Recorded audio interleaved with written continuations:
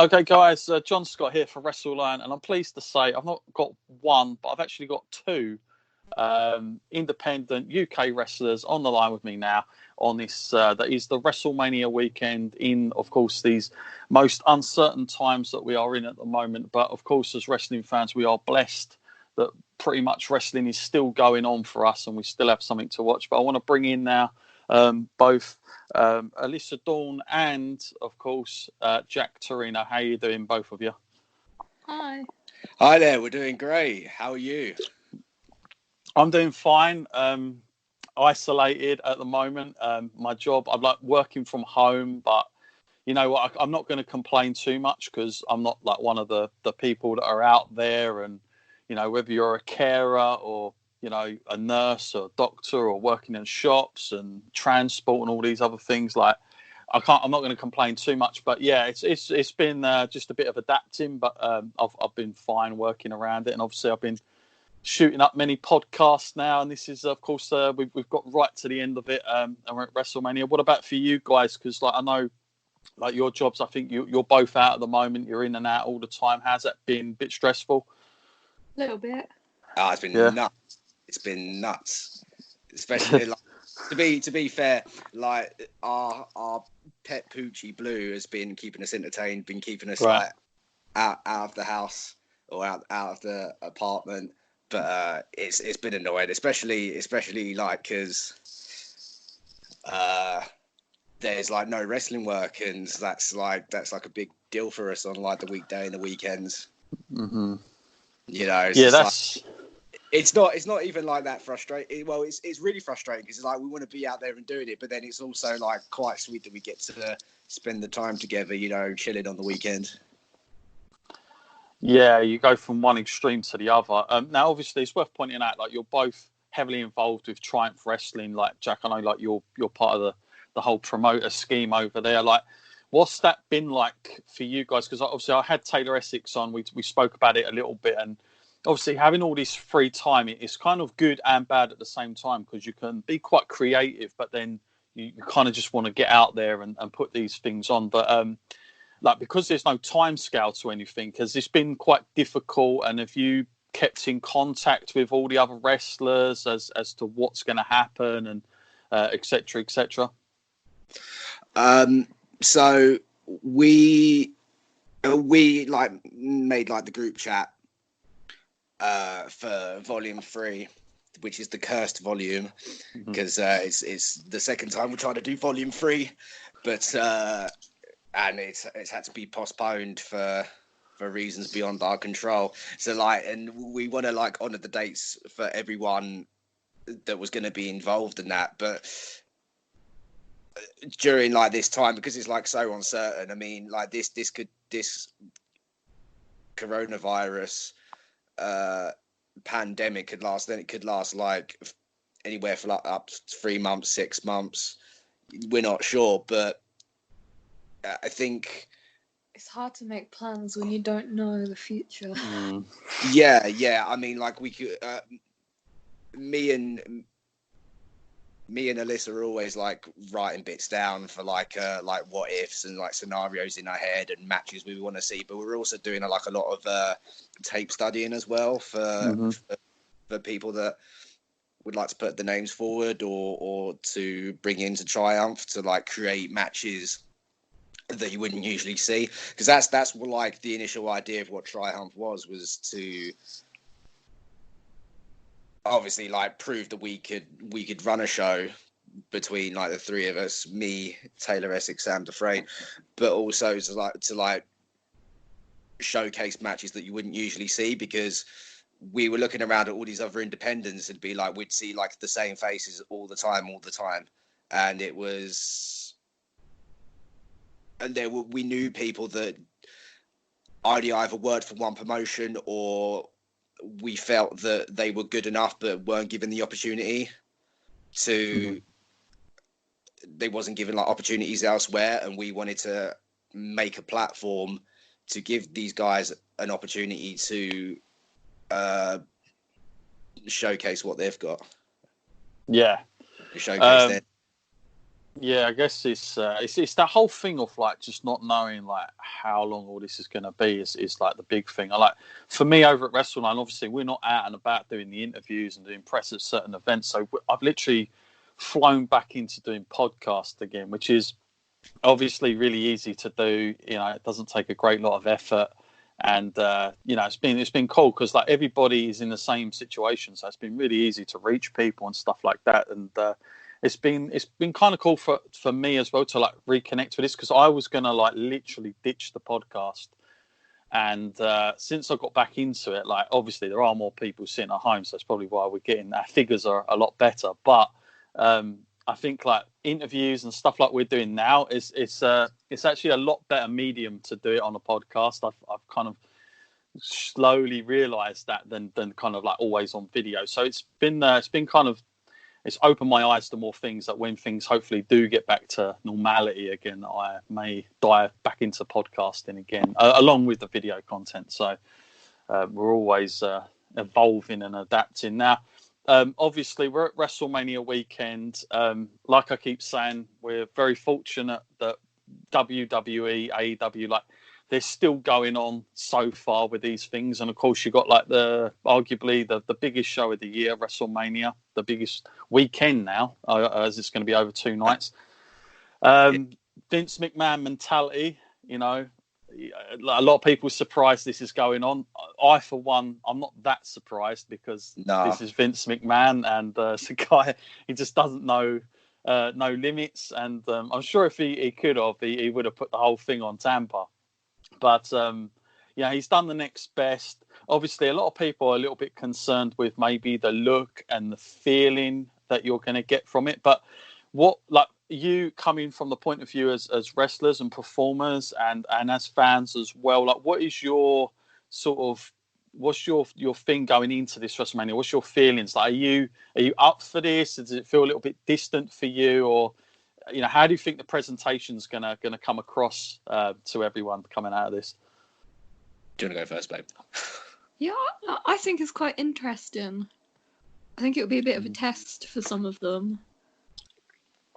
Because to be honest, I can't imagine that many WWE superstars have performed in front of nobody before. Mm-hmm. Especially the guys that were made in the PC. Yeah. I just think it'll be interesting. I think people, at the very least, tune in just to see the difference. I can't imagine it'll be that bad. No, I mean, I love it just for the fact that there is going to be no one there. Like for how, regardless of whether like this show is going to have a good reception or a bad reception, it's always going to get a reception regardless. Vince McMahon and whoever at WWE are always going to say that this was the first time ever that we've done WrestleMania in front of no fans and over 2 nights, and like, despite the fact that that like all this pandemic is going on across the entire world, we're able to produce this content for you. Mm-hmm. You know, and I think the main eventers, I'm sure it will be kind of a shock to the system that they'll be wrestling in front of like nobody or no fans, like the crew and the production staff, obviously, but I think they're in that spot because they can pull it off regardless of whether it's no fans or like 100,000 fans. I think maybe like guys on like the lower card, and as Alyssa said, the ones that come straight out of the PC, that's going to be like the challenge for them. AEW have like that advantage because they're in the same boat, but a lot of them guys come from independents where they might have wrestled in front of nobody. Yeah, when they might have wrestled in front of like 1 fans, 4 fans, 12 fans, you know. So like their challenge is to like adapt to the TV cameras and stuff, whereas WWE have to adapt in the other direction, you know. Yeah, no, and it's I'm fascinated to see like the presentation as well, just from a TV point of view. Obviously, like we kind of know it's been taped, but they would have had a decent amount of time to do a lot of editing with the whole camera and the way it looks. So they're going to be able to hopefully make it look. I mean, apparently by all accounts, they've already come out and said it's not going to look like Raw and SmackDown have been looking. So either they're going to come up with something really wacky, like I spoke about this with Mariah May, but like we was talking about LED screens all around the whole thing, or maybe just close everything off, or maybe, and I only thought about this the other day, was like using some sort of green screen around the whole thing, and in post editing they're going to do something really wacky by making it look like there's actually people there. Stuff like that wouldn't surprise me. The arena. That would be great. That'd be good. It'd just be like the video. Oh, like the video games. Yeah, but yeah, I could imagine something like that. Like the same 6 people, but like copied times. All like taunts. Yeah. Oh, yeah, you always used to get you used to see the same familiar faces at these things sometimes, and you'd recognise some of the fans. I could imagine them like just copy and pasting them in, like get them ones on, and and we're just going to get out. I mean, that's probably quite out there, but that sort of thing it wouldn't surprise me if WWE tried to do something like that. Are you surprised that they've gone with the amount of matches? Like, there's still, I think, so far I'm just looking it up now. There's like 16 matches across 2 nights. Are you surprised that they're still going to want to do that? Because obviously, like, given the atmosphere that it could be, that's quite a long periods of having, two performers going out there without kind of getting reaction and having that atmospheric sort of thing for the viewer to get. I'm guessing the commentating has got to be on par to really help the viewer a little bit through it. But are you surprised they've gone with as many matches? Because I thought they were going to just like shorten it down a little bit and just go for like sort of top 8 maybe.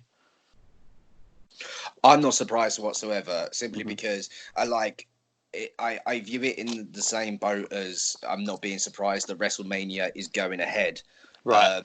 Because had they postponed it, WWE would have had to postpone or try to extend angles and storylines that they were building up to either climax at WrestleMania or like end a chapter on WrestleMania. They'd have to try and like artificially, I can't say that word. I'll get an edit. Then storylines for like an unknown period of time. So I reckon that in order for storylines to wrap up and finish in the way that Vince envisions, he had to put on like these many matches on the card. And like you think back in history, so like the first couple of WrestleManias where it wasn't like a certain that Vince was going to draw or make money off any of the WrestleManias, he still had like loads of people on the card because it was going to be, because it was a super show. He wanted to get the wrestlers on for like the big payday anyway. And I don't know how it works out now with the network and like in terms of what the wrestlers up there get paid, or in terms of like what percentage or what royalties or any extra on top of their contracts. But it is very much let's still make this feel like a super show regardless, and get as many people on the card as possible regardless of how many fans are there or how many shoot. And I'm sure like that he'll get tons of viewers, tons and tons of viewers through the network. Yeah, I think this is a good time to get the casual viewer. I'm going to ask you both now, like, basically, what was your first recollection? What is your, now I'm doing it, I'm copying you now.